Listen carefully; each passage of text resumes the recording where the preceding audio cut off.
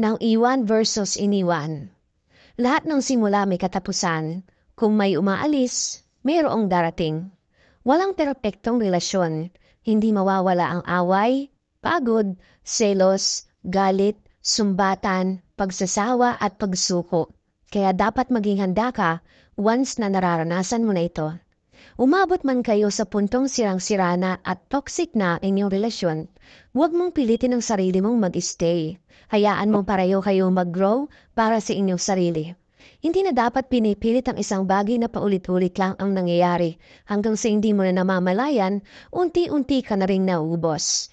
Hindi madaling bumitaw kung sobrang tagal na ninyo at hindi rin madaling mag-stay kung alam mong hindi lang nasasaktan yung partner mo, bagkus nasasaktan mo na rin ang sarili mo. Para sa mga taong iniwan, mahalin mo ang sarili mo. Huwag mong hahayaang maubusan ka ng pagmamahal para sa sarili mo. Patunayan mong mali siya kahit na alam mo namang tama siya. Magbago ka o ipakita mo yung better version na ikaw, hindi yung mas pinapatunayan mo lang na tamang iniwan ka niya.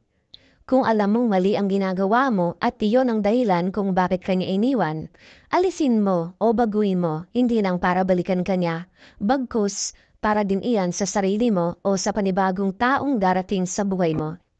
Walang mali sa'yo, mahalaga ka, kailangan mo lang talagang ipakita at matutuhan kung mali ba yung dahilan niya bakit kanya iniwan. Para sa mga taong nang iwan, dilib ako sa'yo kung nang iwan ka.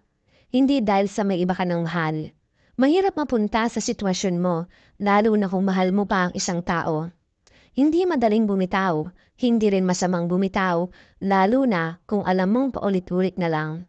Walang maling desisyon, kailangan mo lang talagang panindigan kung bumitaw ka na dahil nahihirapan ka nang palaguin pa ang iyong relasyon at nakikita mong toxic na ang iyong partner. Okay lang yon. Huwag mong isiping kasalanan mo. Hindi lahat ng bumibitaw, sila ang may kasalanan. Minsan, kung sino pa yung bumitaw, mas sila pa yung nasasaktan. Kasi mabigat sa puso nilang bitawan yung taong kailangan na nilang bitawan. Hindi para sa sarili mo, kung hindi para mag-grow na rin kayo pareho. At balang araw, makikita mong tama ang ginawa mo. Hindi man maibalik ang dating samahan nyo, maibabalik mo naman ang saya na ninakaw ng panahon habang nagkakasakitan pa kayo.